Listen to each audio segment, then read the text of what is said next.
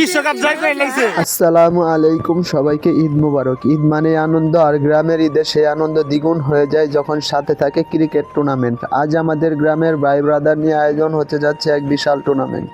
শহর ছেড়ে মাটির টানে আসলাম ফিরে গায়ে, ঈদের খুশি ছড়িয়ে দিতে ঘাসের উপর নগ্ন পাই। চারদিকে আনন্দ, আজ খুশির নেই তো শেষ, সবাই মিলে সাজিয়েছি এক অন্যরকম দেশ।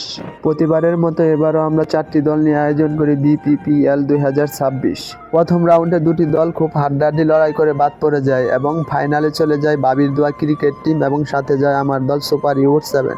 অনেকে হয়তো অবাকই হয়েছেন, বাবির দোয়া ক্রিকেট টিম এটা আবার কেমন? এই বিষয় নিয়ে অন্য একদিন এক ভিডিওতে বলবো বিস্তারিত ইনশাআল্লাহ। ক্রিকেট খেলার আয়োজন হবে আর খাওয়া দাওয়ার আয়োজন হবে না, এটা কখনোই হতে পারে না। আমাদের জুয়েল ভাইয়ের বাড়িতে ক্রিকেট টুর্নামেন্ট উপলক্ষে এক বিশাল খাওয়া দাওয়ার আয়োজন করা হয়, আর বাবুর্চি হিসাবে থাকে আমাদের গ্রামের এক বড় ভাই। আর সেই বড় ভাইকে আমাদের টিম ডিরেক্টর সুজন সাবাই বলে, যদি এবারের খাবার রান্না ভালো না হয় তাহলে তোর খবর আছে। পরের দিন সকালে যেহেতু আমাদের ফাইনাল ম্যাচ, তাই আমরা 2 দলের ক্যাপ্টেন কিছু ফটোশুট করে নিই।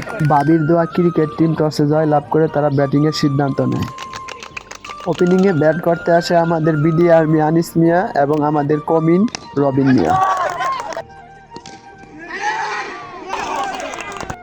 তারা দুজনে ওপেনিংয়ে ব্যাট করতে এসে দুর্দান্ত ব্যাটিং করে। যেহেতু আমরা এক গ্রাম থেকে 4টি দল বানিয়ে খেলি, সেহেতু প্রত্যেক দলে 2-3 জনের বেশি ভালো ব্যাটসম্যান পড়ে না। আমার বড় ভাই ওই এলাকার জামাই প্রথম উইকেট নেন, আর এই উইকেট নেওয়ার পর আমাদের পিছনে ফিরে আর তাকাতে হয় নাই। লাস্ট 3 ওভার তাদের ব্যাটসম্যান আমাদের সামনে দাঁড়াইতেই পারে নাই।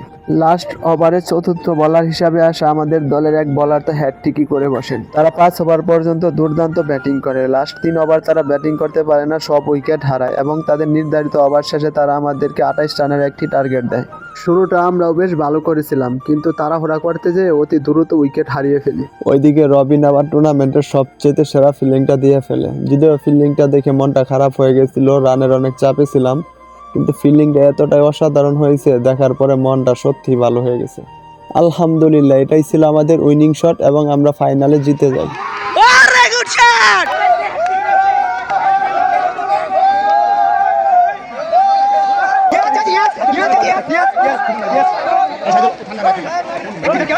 যদিও ফাইনাল খেলার দিন হারুন ভাই উপস্থিত ছিলেন না, উপস্থিত ছিলেন আমাদের আরেক বড় ভাই জুয়েল ভাই, এবং তাকে জয়ী দলের ক্যাপ্টেন ম্যাডেন পরিয়ে দেয়। এই যে আমাদের ম্যান অফ দা ম্যাচ, ওই যে বিডি আর্মি কইতাছে যে ম্যান অফ দা ম্যাচটা নাকি তার ছিল, জোর করে নিয়ে গেছে। রানার্স আপ দল অনেক ভালো খেলেছে, হেরে যাওয়া মানেই তো আর হেরে যাওয়া না, হেরে যেয়ে অনেক কিছু শেখা যায়। তাদের জন্য শুভকামনা রইল নেক্সট ম্যাচের জন্য। আলহামদুলিল্লাহ, চ্যাম্পিয়ন দলের হাতে ট্রফি তুলে দেয় আমাদের জুয়েল ভাই।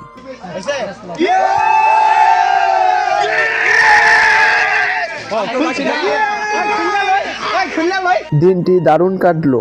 জয়ী দল ট্রফি পেল ঠিকই, কিন্তু দিন শেষে জয় হলো আমাদের ভাই ব্রাদার সকলেরই। ধন্যবাদ জানাই আমাদের শ্রদ্ধেয় বড় ভাই হারুনুর রশিদ এবং জুয়েল ভাইকে, এবং আরো ধন্যবাদ জানাই যারা এই খেলায় সার্বিক সহযোগিতা করেছে এবং যারা অংশগ্রহণ করেছে।